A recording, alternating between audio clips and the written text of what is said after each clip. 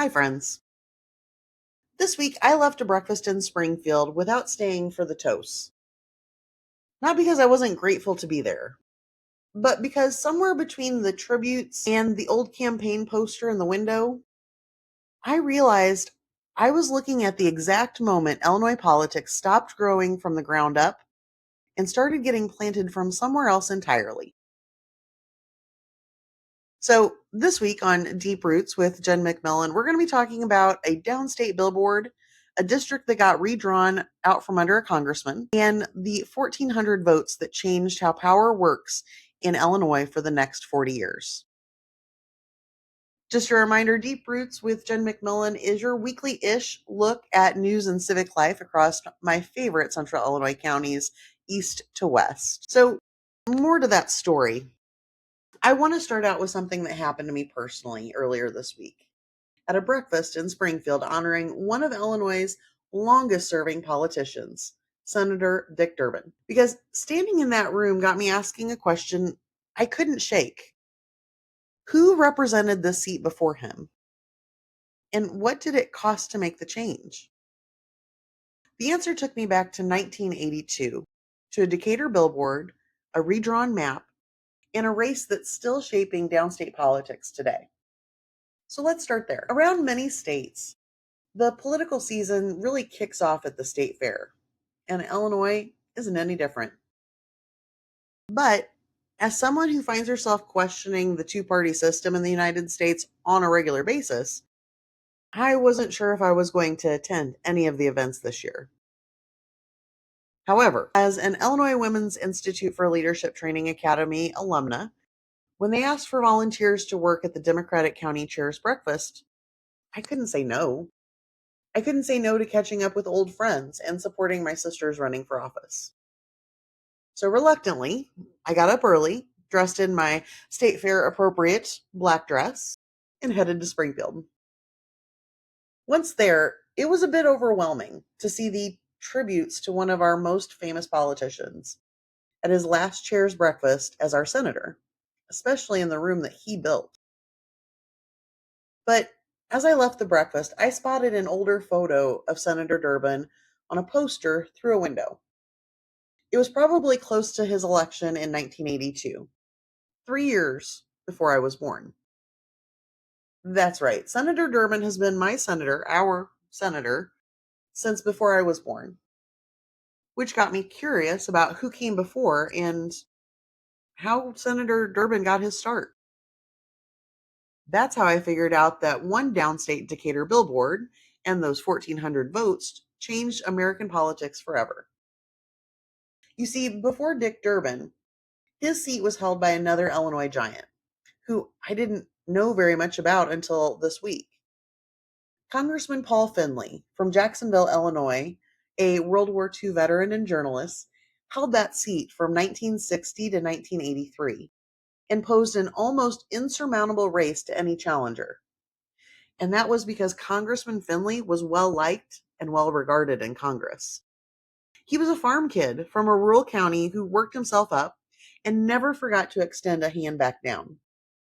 And those same farm communities, those were the ones that he represented in his district.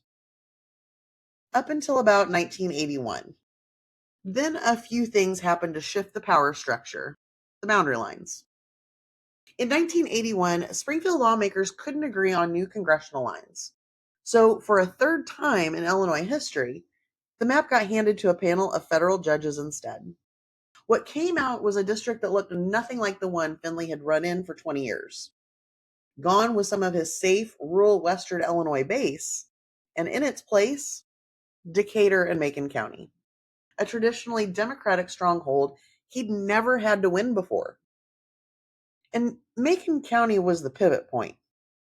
In the 1980s, Decatur and Macon County was struggling, feeling the impacts of the worst economic downturn since the Great Depression, changes in manufacturing, as well as a debilitating unemployment rate. This was Dick Durbin's chance. Now, Dick Durbin wasn't some political newcomer stumbling into a lucky break. He'd been legal counsel to Lieutenant Governor Paul Simon, then parliamentarian of the Illinois State Senate. The man knew Springfield inside and out. He'd even run once before for lieutenant governor in 78, and unfortunately he lost. By 1982, he was a private attorney with a tavern. He was polished, connected, and patient. He just needed the right race. Finley's newly redrawn district turned out to be exactly that. But that Decatur Billboard and homegrown support that he'd built in Democratic Party circles wasn't going to be enough, not to unseat the very popular Congressman Findley. And, for better or worse, another group finally had a chance too. A then little-known group called the American Israel Public Affairs Committee. We just call them AIPAC now. Now, Findley and Durbin weren't AIPAC's first target. A few years earlier, they'd already gone after Congressman Pete McCoskey out in California over the same issue, his sympathy for the Palestinian cause. Now, McCoskey survived, barely, but he never held office after that. So by the time they turned to Congressman Findley, this wasn't some scrappy group's first swing. It was a playbook already being tested. And Findley's race is where that playbook got refined. AIPAC mobilized college volunteers from across the country. It leaned on a network of pro-Israel PACs to funnel money into the race, and it even made it hard for Findley to get anyone to show up to his fundraisers. And if Findley's own account is right, it may have gone even further than that. In some of his writings, he shared that of the 3 possible maps the judges considered for that 1981 redistricting, 2 would have all but guaranteed Congressman Findley's reelection, and 1 would have all but guaranteed his defeat. One of the 2 Republican-appointed judges on that panel broke ranks to side with the Democrat and produced the map that doomed him. Now, again, I want to be upfront that this is from Findley's own telling of it and not something I can independently verify. But whether or not that particular piece is true, what came after isn't in dispute. Just a few years later, the same model, mobilize, fund, and target, was repeated almost exactly in Paul Simon's campaign to unseat Charles Percy. It was then that everyone realized that these funds from lobbyist groups out of state really could make a difference. The change of district, coupled with a good candidate and extra money, changed that seat from a homegrown country congressman who supported civil rights and fought for rural Illinoisans to a fresh-faced Dick Durbin, who was a bit more polished, a bit more connected to unions, and a bit more pro-choice. We gained a lot from Senator Durbin over the years. But what have we lost? I argue that we've lost a model of how you win a seat in politics. The one where you build a political identity slowly, on being known and trusted by the specific people you represent. With Senator Durbin, I argue we saw the first real win for the new, current model of politics. The one built on redistricting math, outsider money, and national interest groups' strategic calculations that this particular race is winnable. And it's that loss of becoming a politician that made me leave the breakfast early. Me realizing that the room that Dick Durbin built wasn't really made for politicians like me. The ones who, when we ran our races, knocked on every door, not just Democrats. The ones who know we can't bully our neighbors into changing their minds, but have to find a way to live with fellow citizens, even with differing opinions. In my mind, Senator Durbin's ascent to Congress was the first death knell for moderate Republicans, for mavericks like Paul Findley and later John McCain. Because since then, at least in downstate Illinois, politics has felt less like a place with a real say in what happens and more like a battleground for a moneyed interest in photo ops.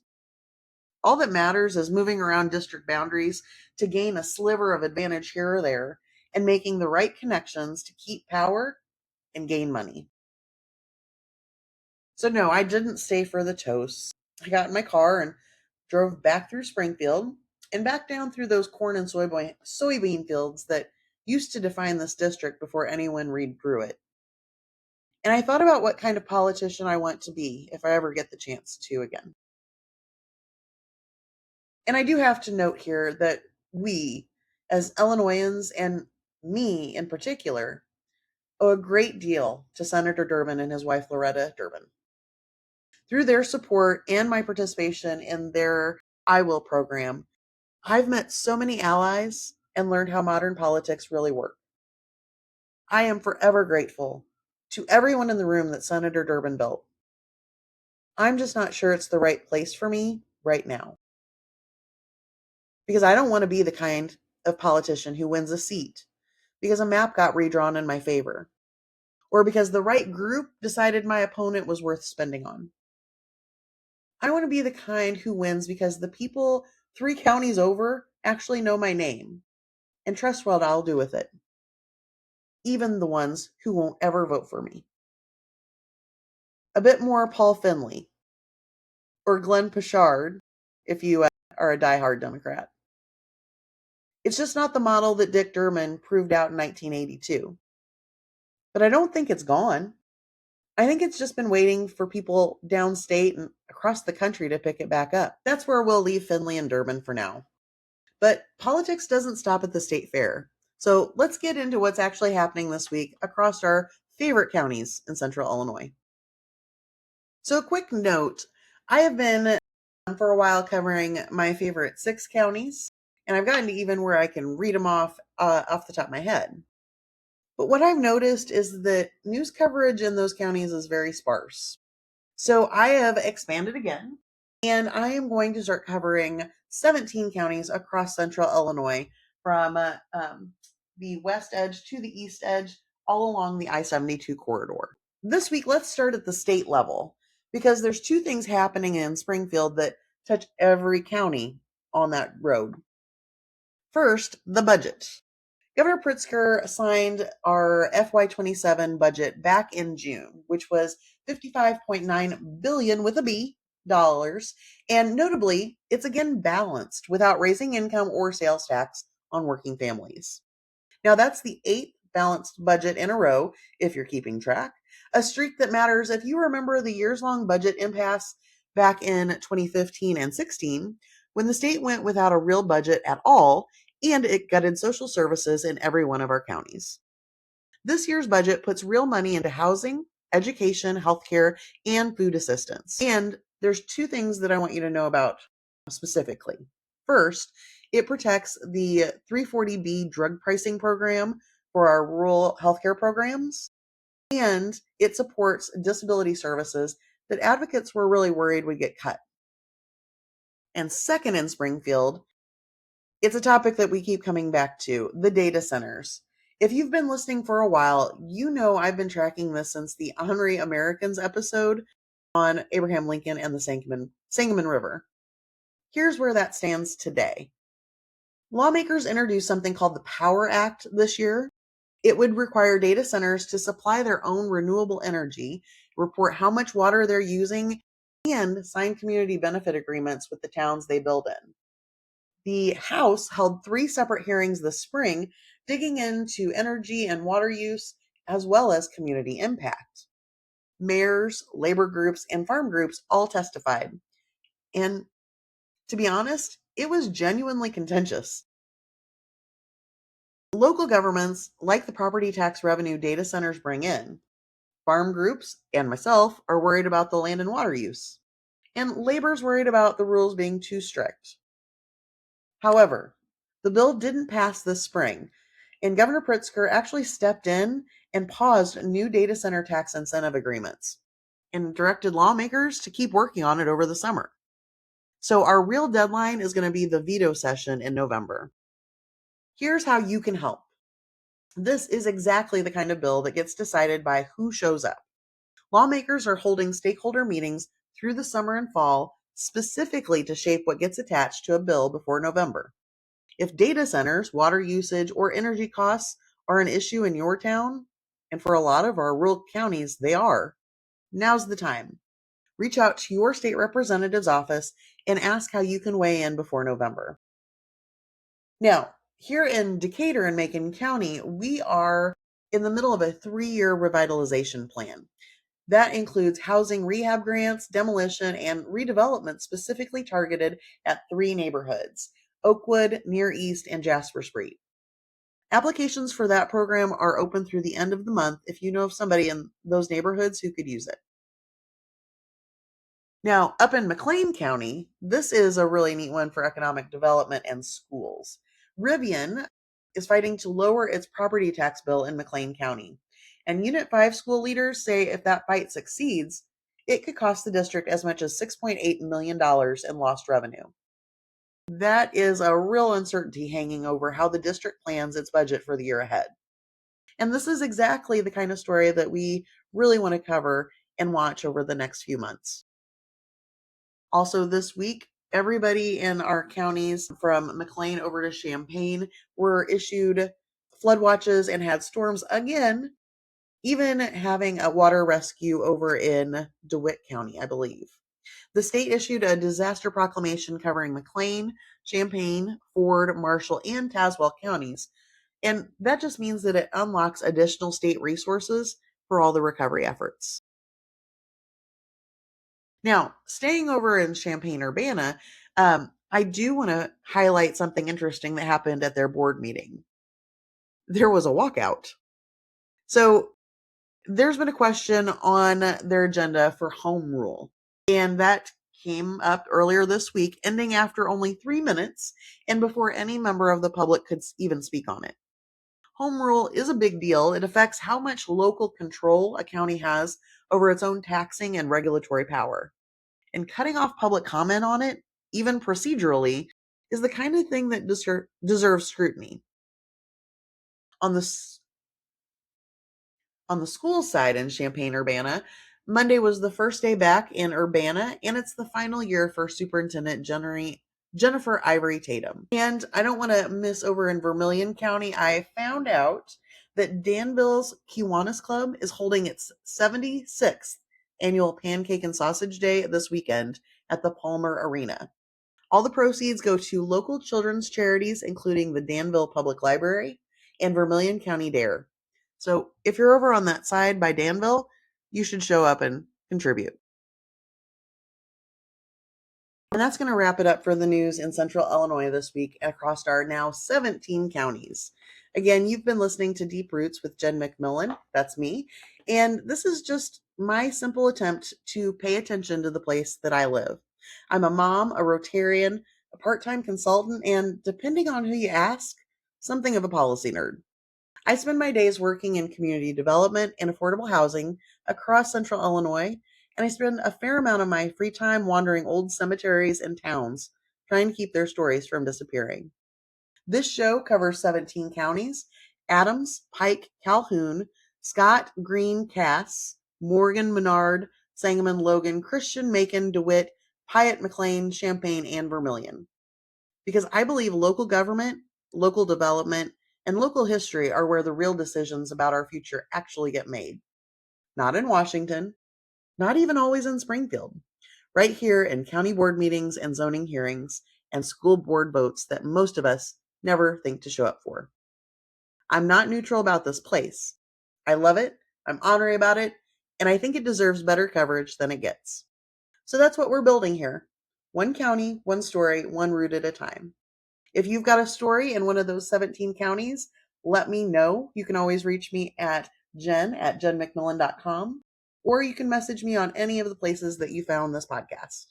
Thanks for listening, and we'll see you next week. Now, around many states, the political season really kicks off at the state fair, and Illinois isn't any different. And as someone who this week, I left a breakfast in Springfield without staying for the toast. Not because I wasn't grateful to be there, but because somewhere between the tributes and the old campaign poster in the window, I realized that I was looking at the exact moment Illinois politics stopped growing from the ground up and started getting planted from somewhere else entirely. Welcome back to Deep Roots with me, Jen McMillan, your weekly-ish look at news and civic life across my favorite Central Illinois counties. Now, this week I wanted to tell you about something that happened to me personally. I had a breakfast in Springfield honoring one of Illinois' longest serving politicians, Dick Durbin. But because standing in front of that room got me asking a question I couldn't shake, I'm going to bring it to you. Who represented the seat before him? And what did it cost to make the change? The answer took me back to 1982, to a Decatur billboard, a redrawn map, and a race that's still shaping downstate politics today. So let's start there. Around many states, the political season really kicks off at the state fair, and Illinois isn't any different. But as someone who finds herself questioning the whole two-party system as a whole, I wasn't sure if I was going to attend any events this year. But as an Illinois Women's Institute for Leadership Training Academy alum, when they asked for volunteers to work at the Democratic County Chair's Breakfast, I couldn't say no. I couldn't say no to catching up with old friends and supporting my sisters running for office.